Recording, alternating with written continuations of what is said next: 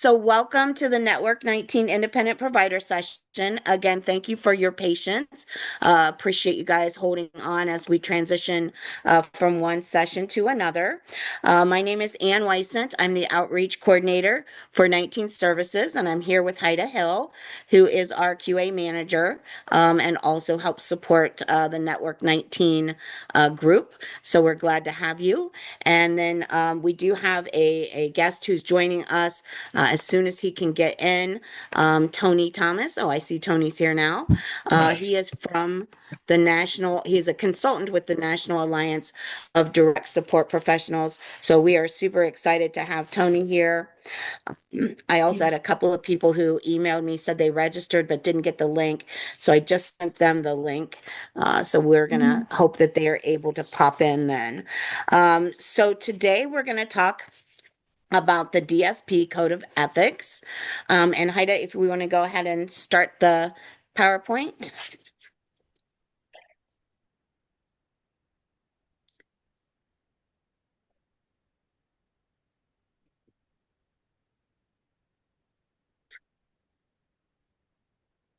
We do welcome you to share your video so that we can see you. If you feel more comfortable not doing that, that's fine as well. But we love to see who we're engaging with.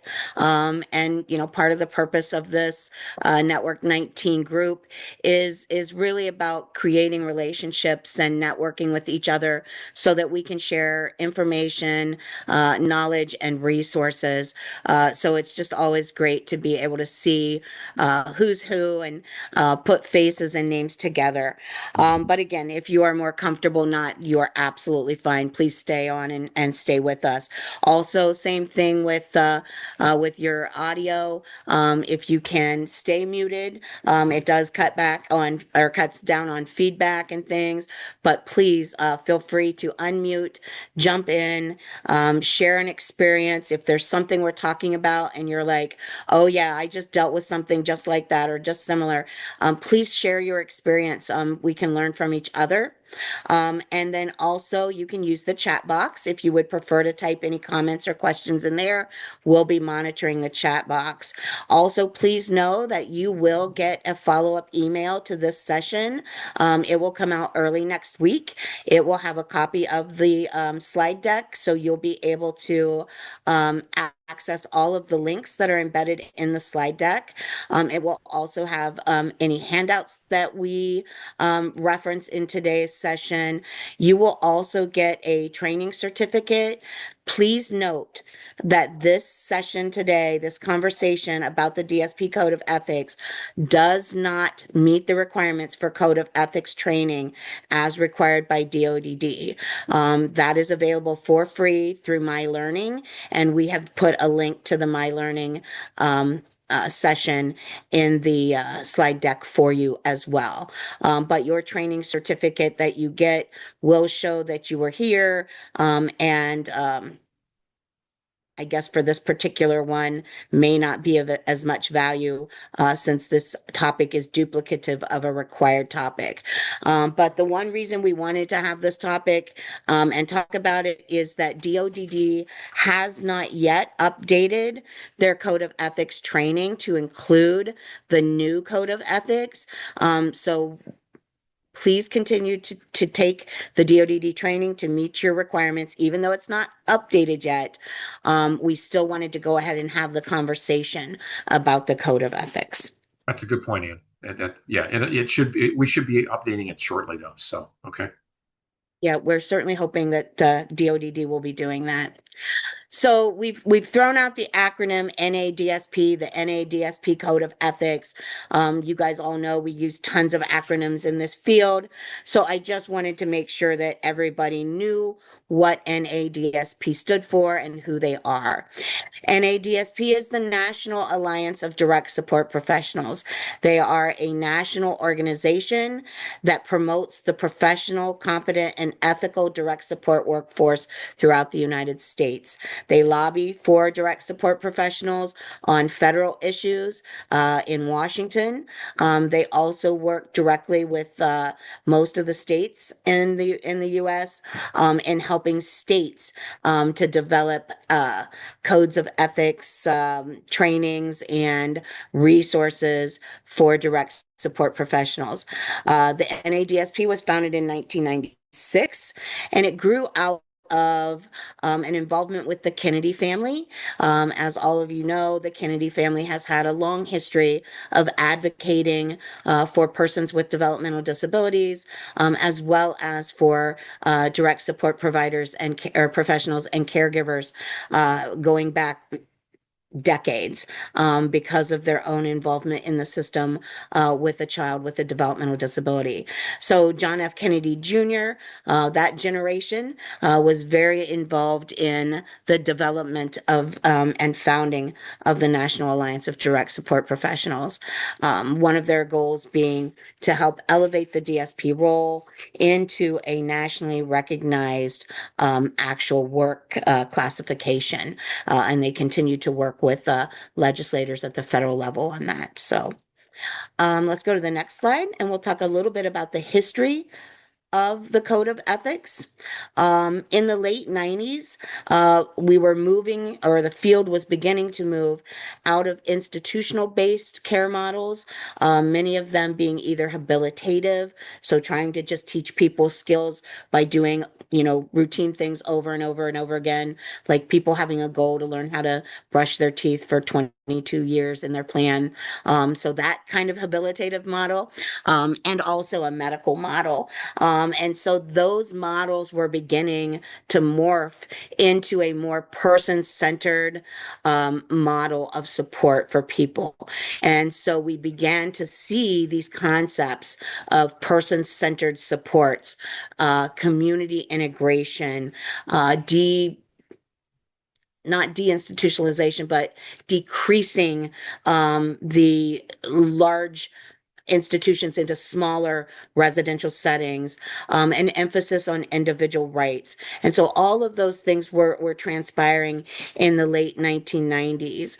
And as that was transpiring, the NADSP began to recognize that we really need to have some formal guidance for direct support professionals to help them in decision making, and creating a standard of conduct for direct support professionals. So they partnered with the University of Minnesota. They worked with DSP focus groups around the nation. And they brought together disability advocates, people with lived experience, and other stakeholders to help develop the first set of code of ethics. Go ahead.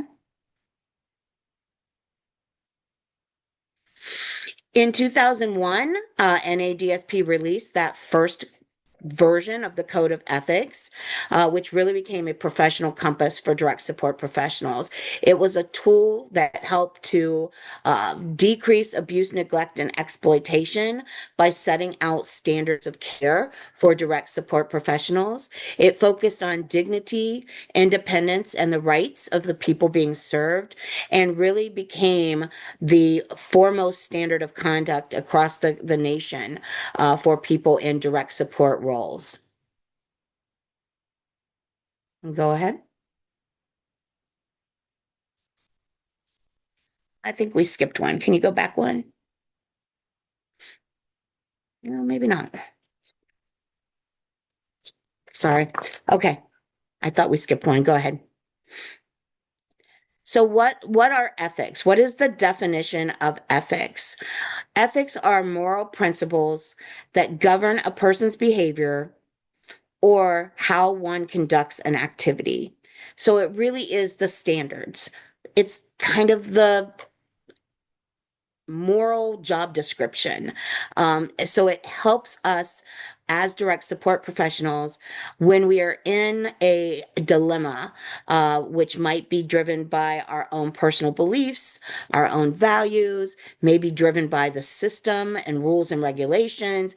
It really gives us a kind of a guidance on how to work through those dilemmas. Does anybody have any examples that they'd like to share of an ethical issue they might have faced as a direct support professional? Just come off mute if you do.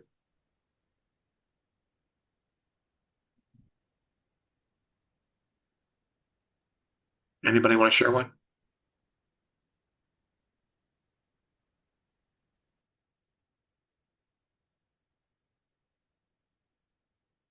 I'll share one, and you guys can think if maybe you also have an example. Early in my career as a direct support professional, and I've been in this field for 35 years, so that tells you kind of how far back we're going. But as a direct support professional, I was working with a young man who had just recently moved out of his family home into a kind of semi-independent living, lived with a couple other roommates in a house in the community, staffed 24 hours by a group of direct support professionals. And when he moved, he began to realize that he had the ability to begin to make some decisions out from under the control of his parents. And he felt comfortable enough to share with some of the direct support professionals that he identified as a gay man. And he had never been able to express that before when he lived at home with his family. Felt like they would not be accepting of him. He was an adult, he was over the age of 18. He was also his own guardian, but he just felt like that wasn't something that his family would accept well.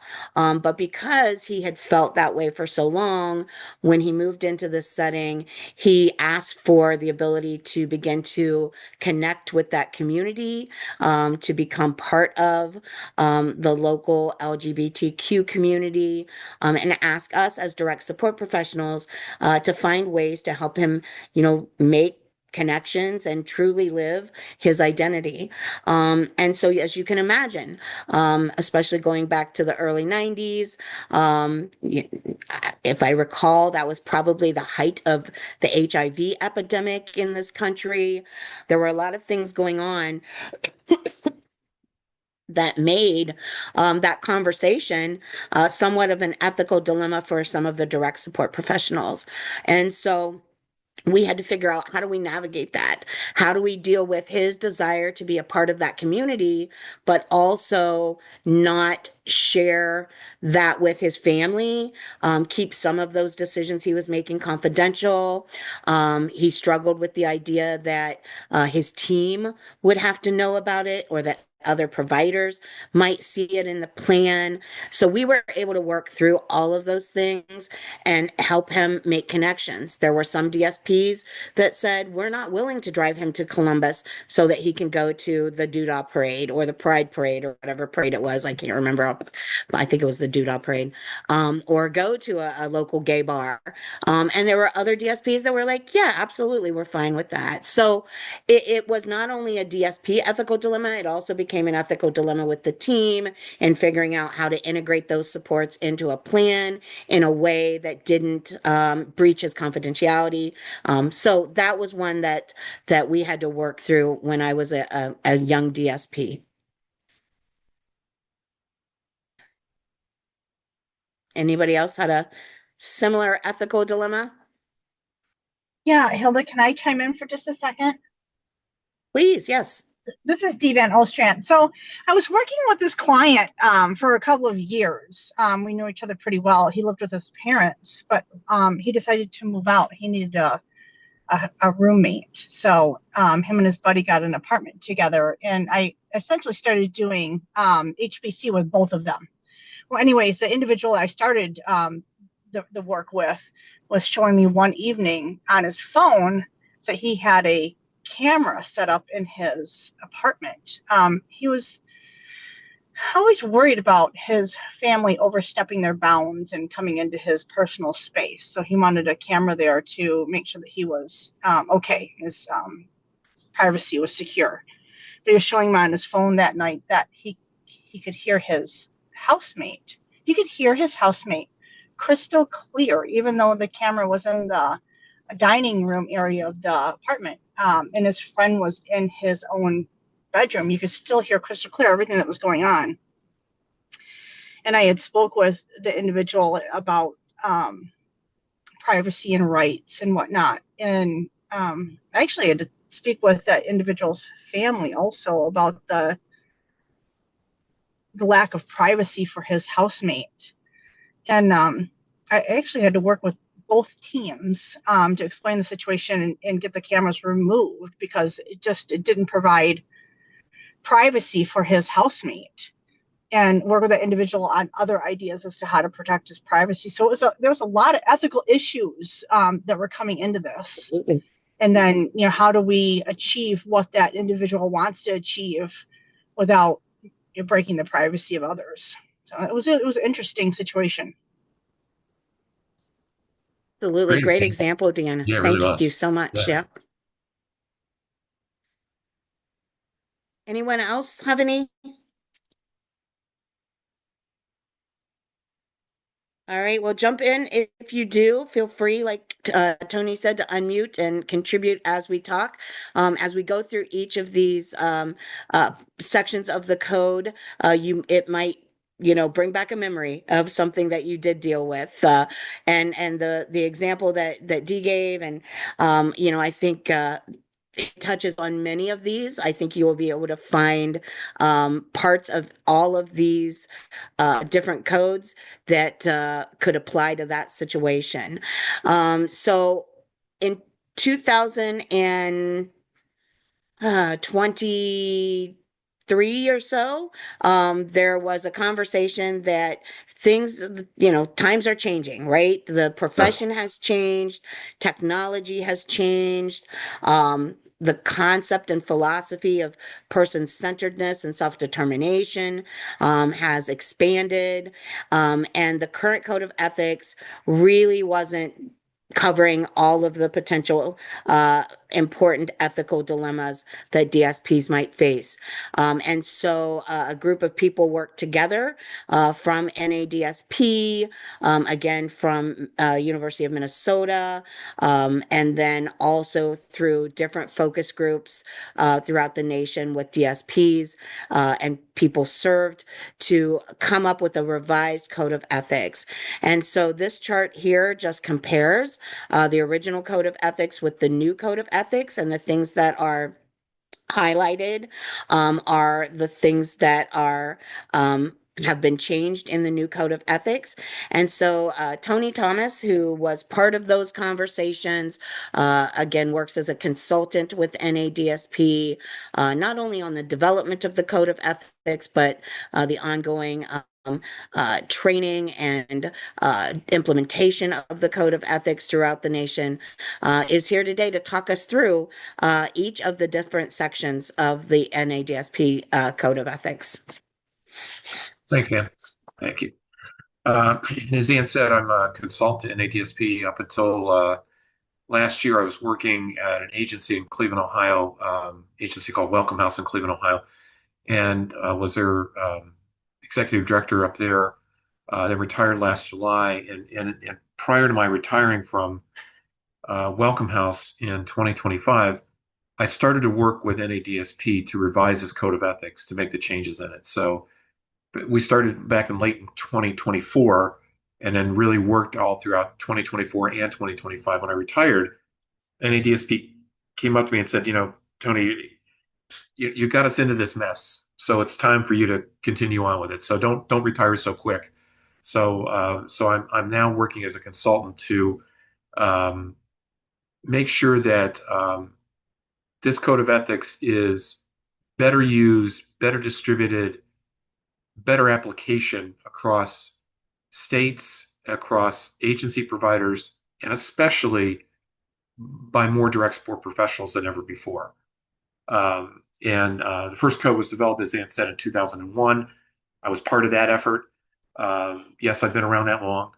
And then now in 2025 and 26, we now have a new code of ethics. And again, it was great being part of it on the second phase.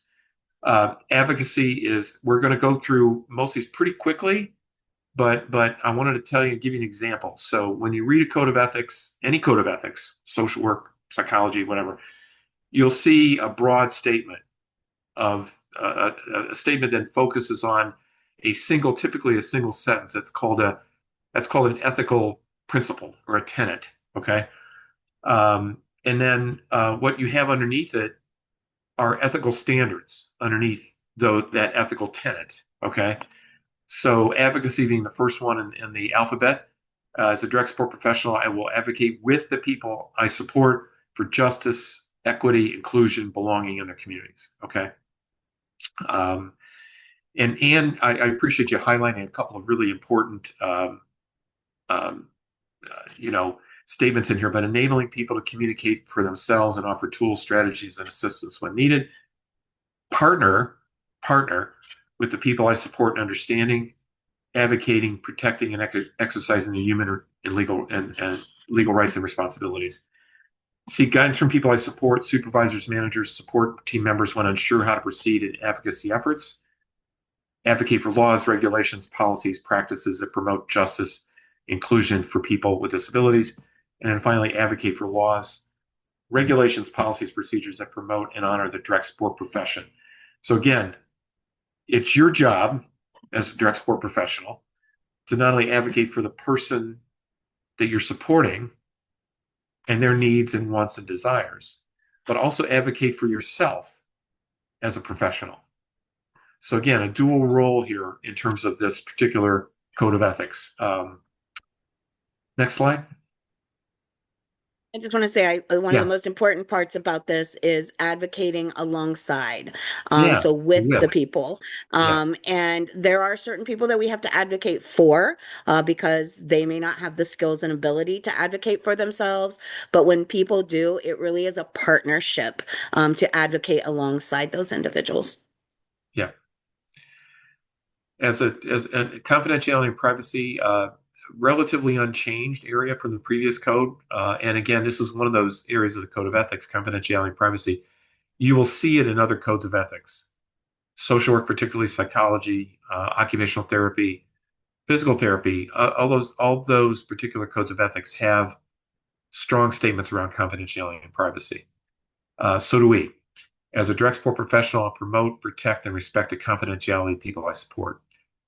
Ask individuals how, when, and with whom they want their information shared. Ask, okay? Follow confidentiality policies and guidelines of my employer and the state.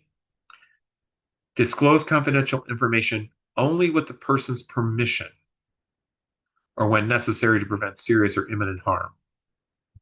If a person you're working with says they want to commit suicide, you have to report that. That's imminent harm, okay? But if a person says, I'd like to go to a LGBTQ parade, and you say, well, do you want to let your parents know? And they say no. That's seeking their permission. Okay. Understanding relevant confidentiality laws, regulations to guide my decisions. Okay. Seek guidance. Okay. Here, guidance from my supervisors, managers, and policies when unsure of the correct course of action. If you are unsure about a confidentiality and privacy matter, your best effort, if you don't know, is to seek out help from somebody, coworker, supervisor, manager, or a policy that you have at your agency. Safeguard private information shared with me in confidence. Educate the people I support to understand what confidentiality is, its importance, and how to protect their own privacy. Educate the people I support to understand what confidentiality is. Ian, any comments on that one? I appreciate you highlighting some of those areas. I think they're kind of important. So, I think the only thing, and we mentioned this with the agency, is how important educating the people we support are.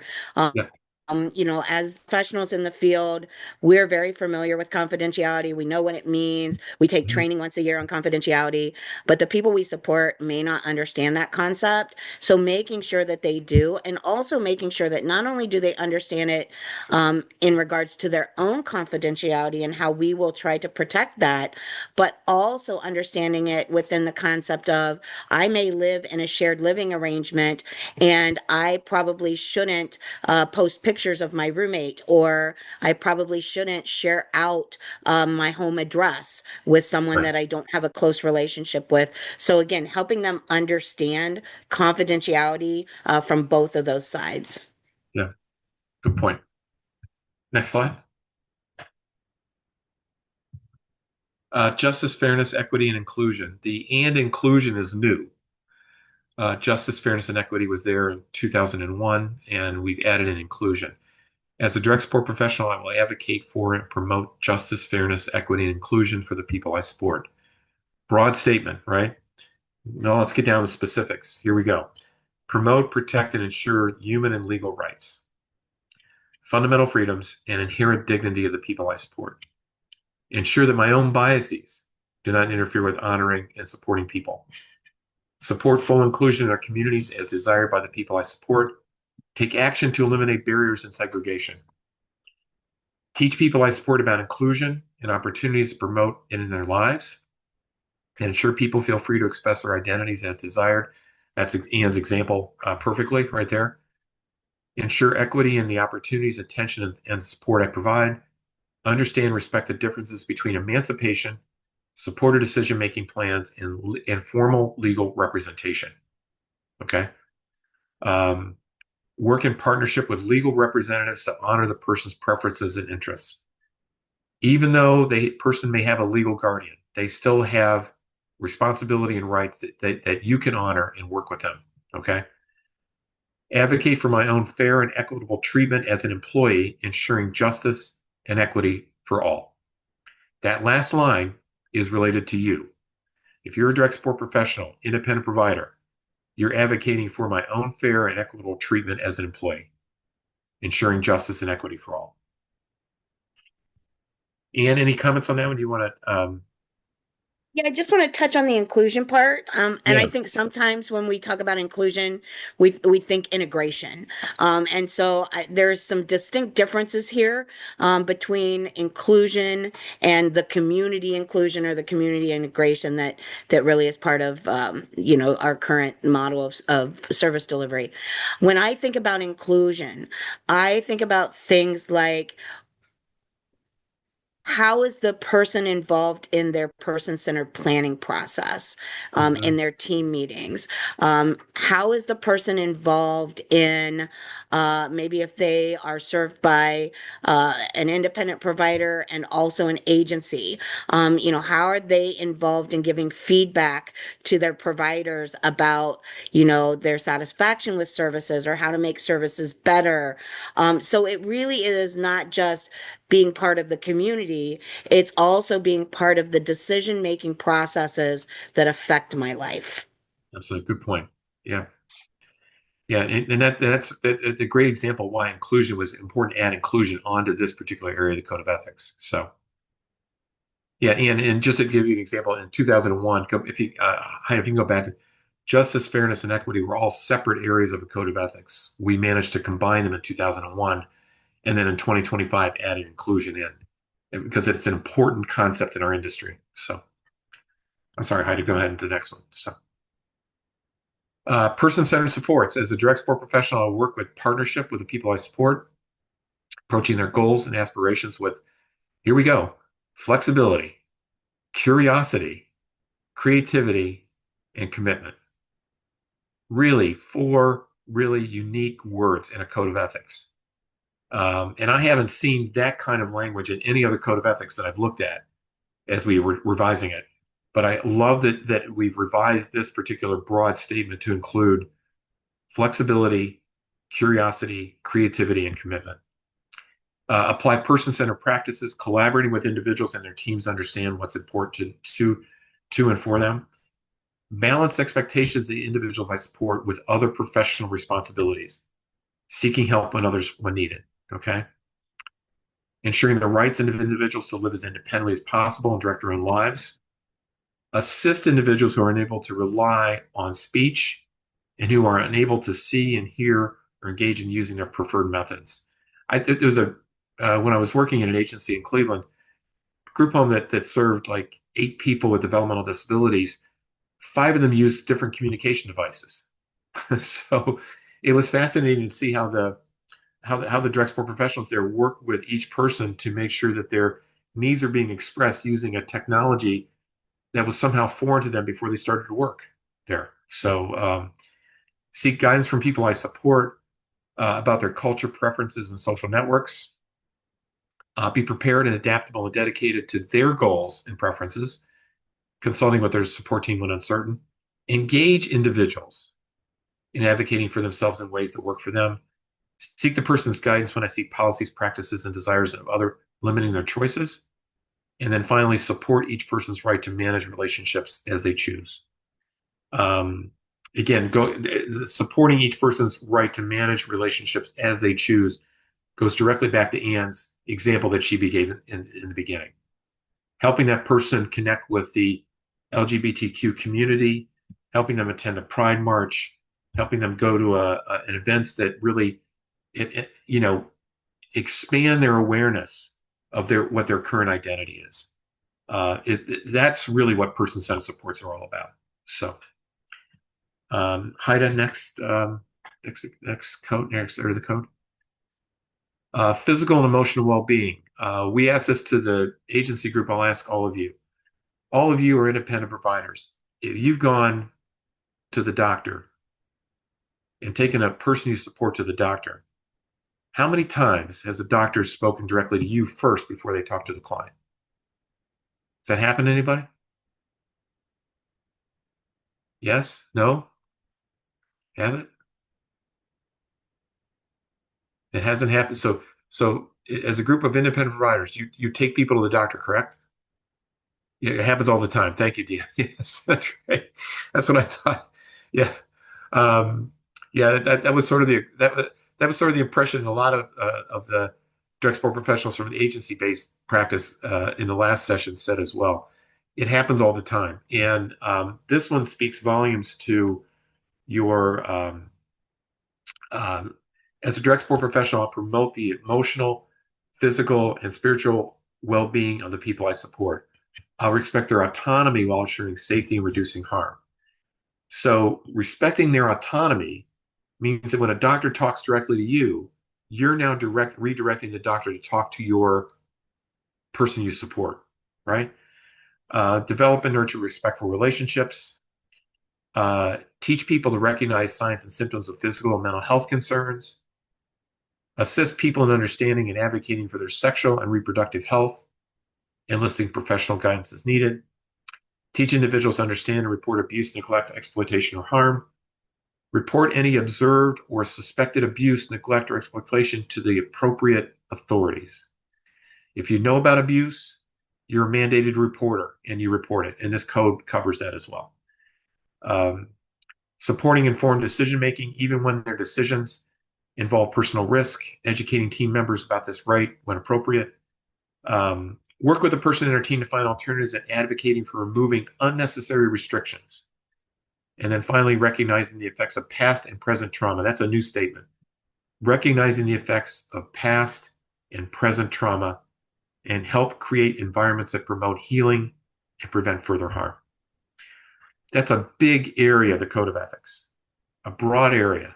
And it's very important that we emphasize that everything we do focuses on physical and emotional well-being for the people we support. So, Anne, any comments on that? Yeah. Deanna had her hand up. Deanna, do you have a comment? Yeah, back in the beginning when we were talking about going to the doctors, I've been working with individuals for many years, and there's a lot of times that the individuals don't even know they have an appointment, let alone what the appointment is for. Yeah.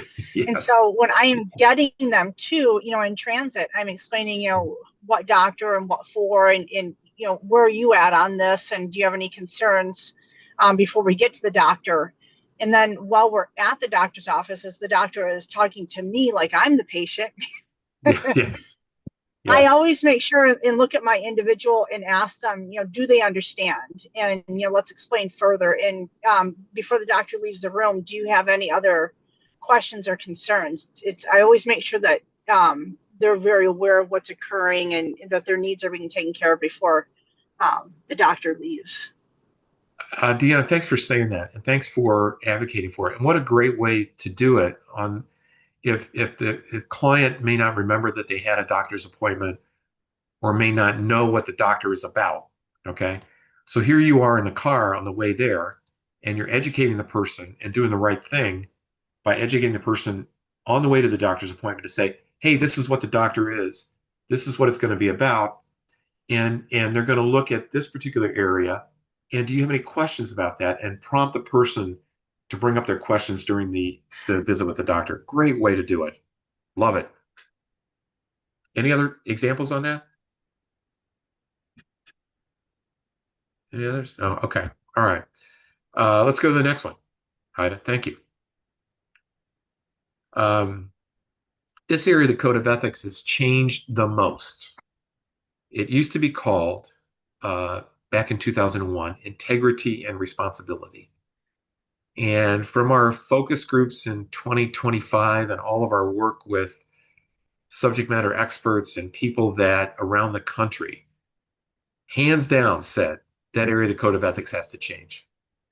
So what we did is we got together and created a new area of the Code of Ethics, replaced integrity and responsibility with professionalism, accountability, and growth. And as a direct support professional, I will support the people in leading the lives they choose. I will build strong partnerships with them, their families, support networks, and other professionals in the community. I recognize that these partners rely on me. All right, I'm going to say this again.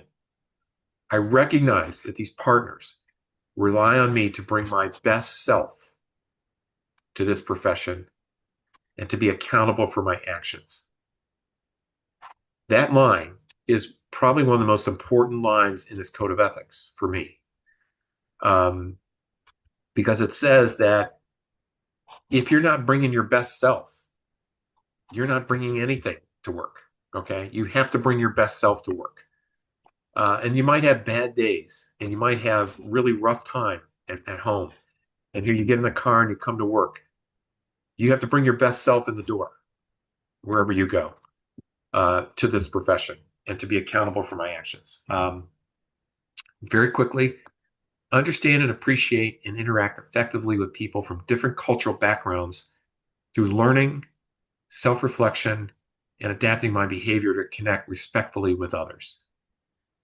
Reflect on my own values and biases. Here we go. Reflecting on my own values and biases and recognize how they may influence my professional decisions.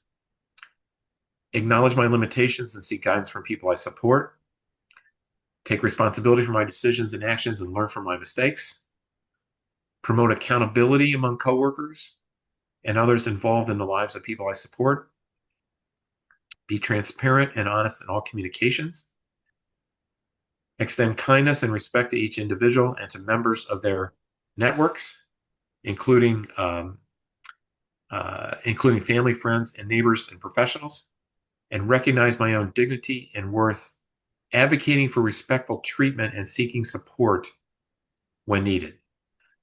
Let me read that, and let's go through that bottom one again. Recognize my own dignity and worth. Okay. Advocating for respectful treatment of me, okay, and seeking support when needed. Very important area of the Code of Ethics that deals directly with you as a direct support professional. If I were you, I would read this one over time and time again and reflect on it, because it's important to understand how this particular area of the Code of Ethics plays into your ability to provide direct support practice as a direct support professional. Okay? All right. Next area of the Code of Ethics. Ann, I'm sorry, Ann, you want to say anything about that one or not? No? Did we cover that Good. one? Thank you, Tony. We're good. Okay. I think Yeah. As a direct support professional, I will honor and assist the people I support to make choices and direct their lives to the fullest extent possible and within the context of their culture and uniqueness.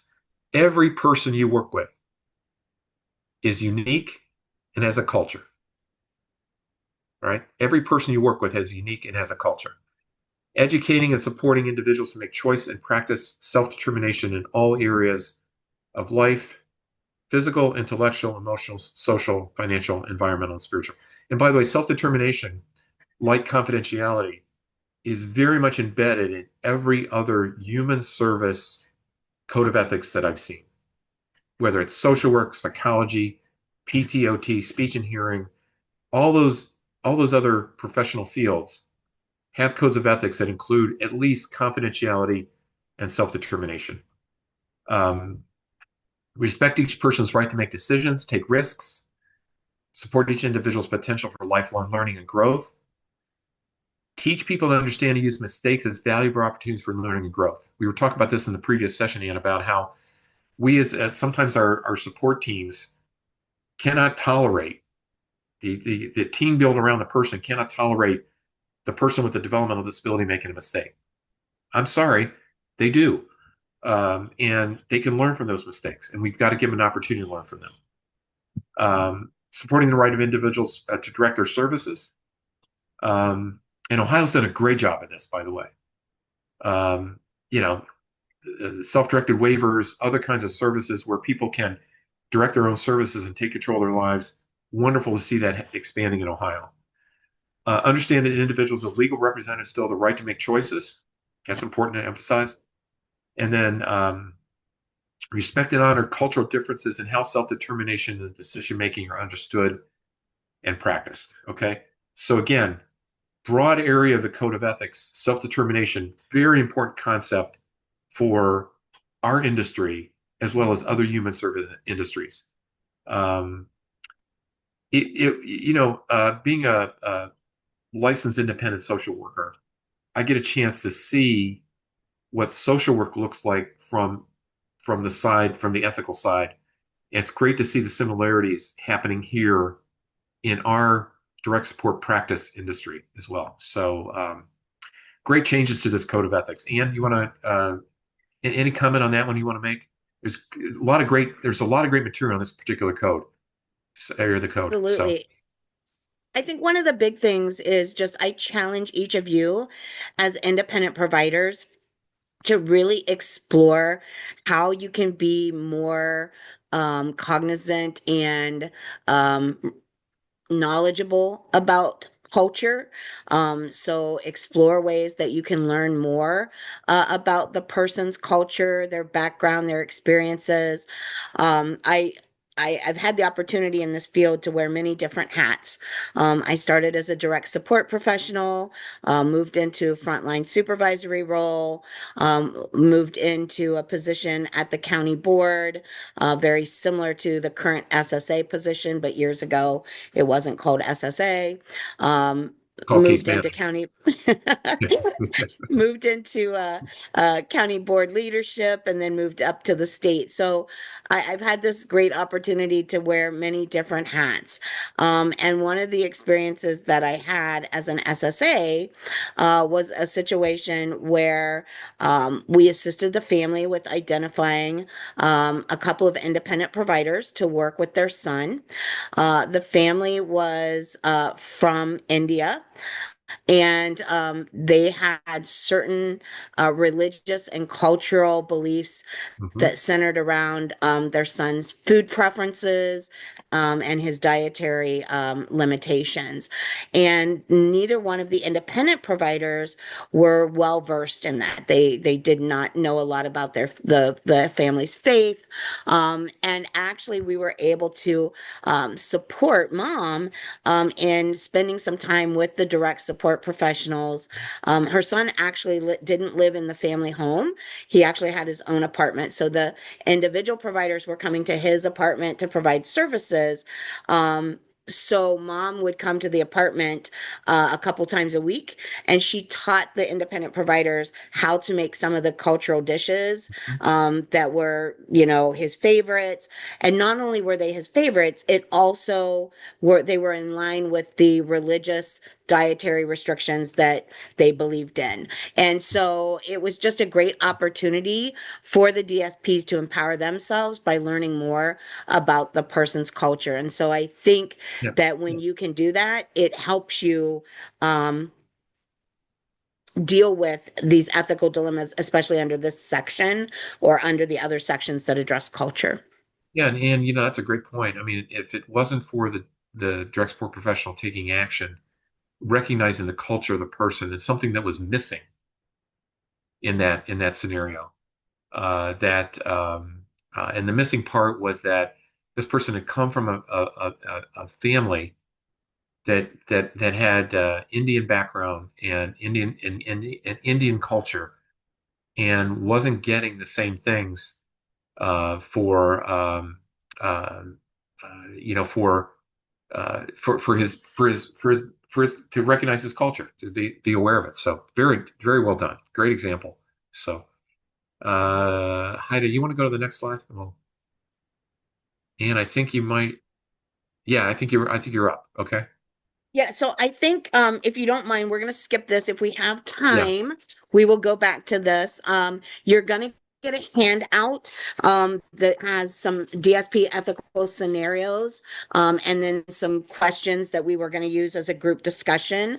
And if we have time at the end, we'll go back and do one. Otherwise, I encourage you to take a look at that handout and just think through those ethical dilemmas. So this slide here just is a reminder that you're going to get a slide here at the end that has the links to some great resources. One of them is not only the hard copy of the DSP Code of Ethics, but also there's a guidance document that goes along with that. And the guidance document kind of helps you drill down a little bit into some of the tenets in the Code of Ethics. And one of the areas that they talk about in the guidance document, which I pulled out just because I thought it was so relevant, is the use of technology and really thinking through, for instance, when you use technology, how does that apply to the confidentiality section? And so thinking about things like getting informed consent from the person about the use of technology, making sure that you are thinking about when technology is used, just like the example that Deanna gave us at the beginning, when that's used, is there an unintended potential of breaching confidentiality? So this is in that guide document, the guidance document. It also taps on a lot of other things like uh, DSP training and growth, and how to think about what trainings you take. So there's a lot of good information in there, but this one jumped out at me, and I wanted to at least acknowledge that is in the guidance, and it's a great place to kind of think about how you are being asked to use technology, how you yourself are using technology. I spend a lot of time on Facebook because of the Network 19 and just some of the other personal things that I do. And it is very frequent that I see someone unintentionally sharing pictures from their place of employment. And, it's the birthday party of someone that they are providing services for. And they're Yeah. just thinking, oh, it's just like sharing my son's birthday party because I have such a close relationship with the person.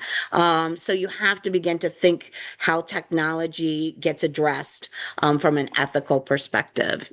Yeah, we So, talked in the last session too about how the use of telemedicine and telebehavioral health has grown, right, in our industry, and making sure that if you're working with a person, that they've got a private room that they can use or go to and talk with their psychiatrist or medical professional.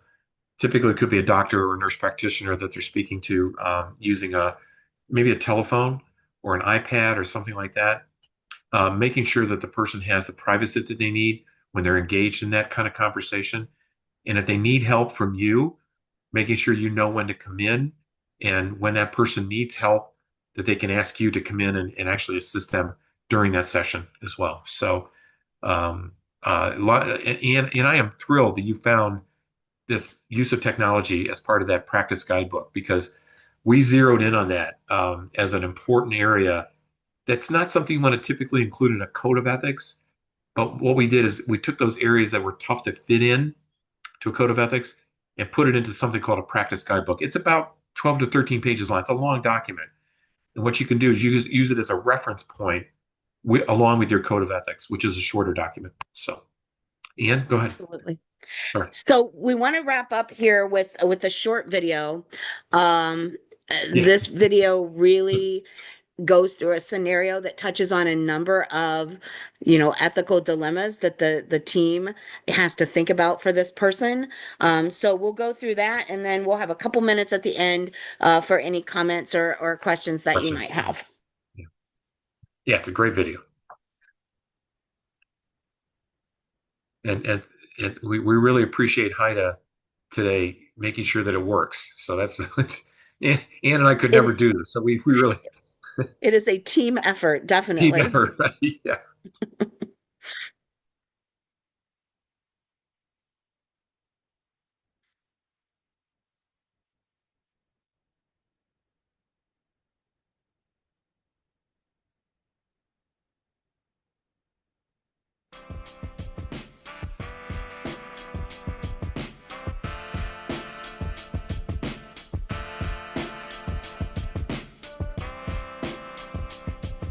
We met a direct support professional who told us about a man that he supports who loved Harley Davidson motorcycles, and the entire culture of Harley Davidsons and the dress and the clothing and everything. The direct support professional wanted to help this man live some of that culture. I believe she was also involved in motorcycles and clubs and things like that. And, help the man go down to the local Harley Davidson motorcycle shop to meet the owner, to meet some of the people that worked there, and to help him be part of that community. That was his community. That's where he felt comfortable. And not only did he go down and spend some time with the people, he met people in a motorcycle club.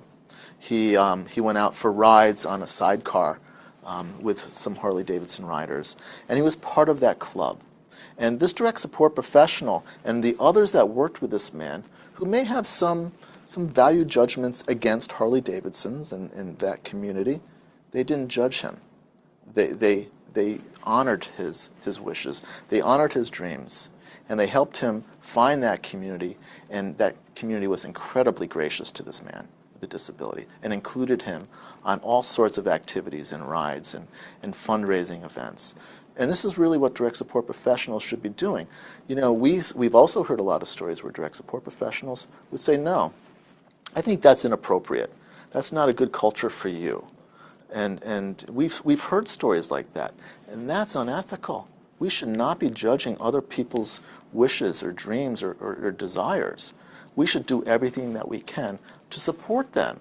Whether we think it's right or wrong is irrelevant. Direct support professionals have to walk that line without judgment, and sometimes may have to advocate to higher-ups that it's okay to do, and take some risk, and make sure that the people that we support have all of the information that they need to make those decisions on their own.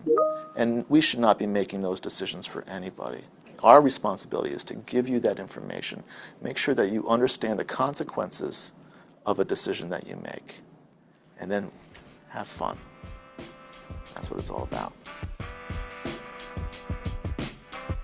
Been using this video for years. It is one of my Great video. absolute favorite videos. And not only does Joe just have a great voice for Yeah. narrating, but it's a great video. I always giggle and think, man, I would have liked to have been a fly on the wall at the Yeah. team meeting when they talked about riding in a sidecar and, going out and actually being on the road with this group of motorcyclists. So, So, um, so Joe also tells a story, and I've heard him tell an ethical story about when he was a brand new DSP in New York, and he was given he was he gave some he got some money to take a client that he was working with to the store to buy some clothing.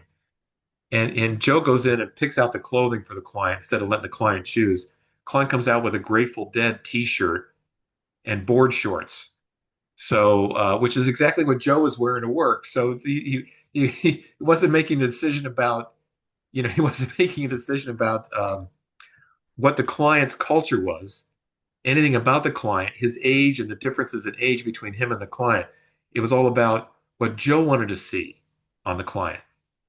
So they're great. Another great example. I mean, this is a really good one as well. So, All right. So, the resources that we have available for you, and Tony didn't say this, and so I will take his hurrah away. But there is floating around out there. There is an older version of videos that are short videos that address each of the areas of the Code of Ethics.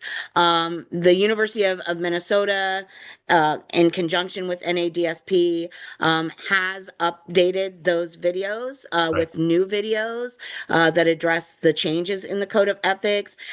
They were not on the NADSP website as of last night, but we believe that they will be on there soon.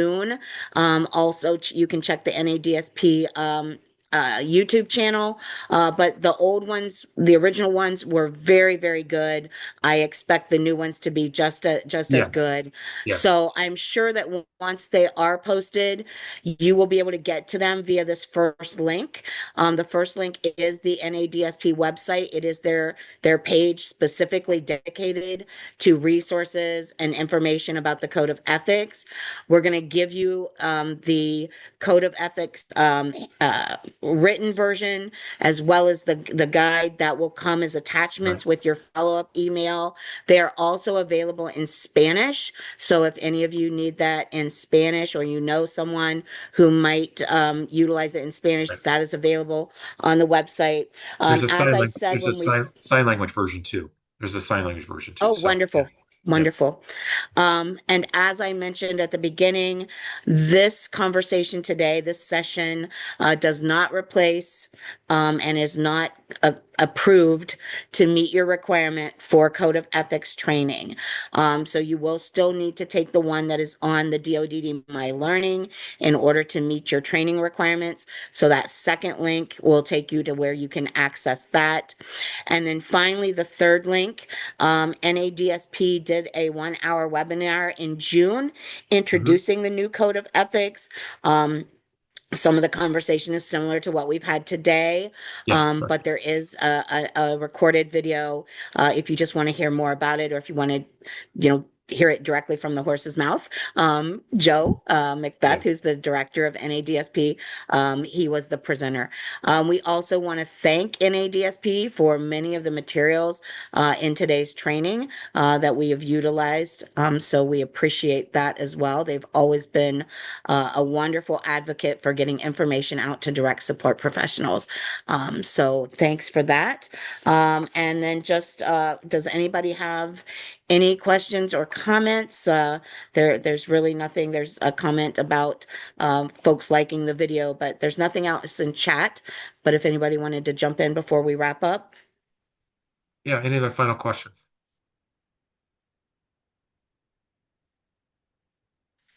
Well, if not, I want to thank Tony again for joining us today. Thank Haida so much for helping us with the presentation today. If you want to go back and review this, or you have colleagues that weren't able to attend today, the link on this last slide is directly to our YouTube channel. So all of the sessions we do, if this is your first one, I think there are 5 others already on our YouTube channel. You can always go back and review those. Our next session will be August 20th with the independent session starting around 11:30, 11:35-ish, Mhm. just because we have a quick transition from one to another. But we appreciate you taking time. We know absolutely how valuable your time is, because you are balancing the work you do, your family lives, and so many other things. And I just want you to know that that does not go unnoticed, and we appreciate it so very much. So We, thank you. we appreciate all of you, and really thank you for all of your great work on behalf of people with developmental disabilities across Ohio. Great work. Thank you all. We'll see you next month. Join us on Facebook at Network 19. Take care, everybody. Bye. Thank Thanks, you. everyone. Thank you. Bye-bye. Bye-bye. Bye. Bye. Bye.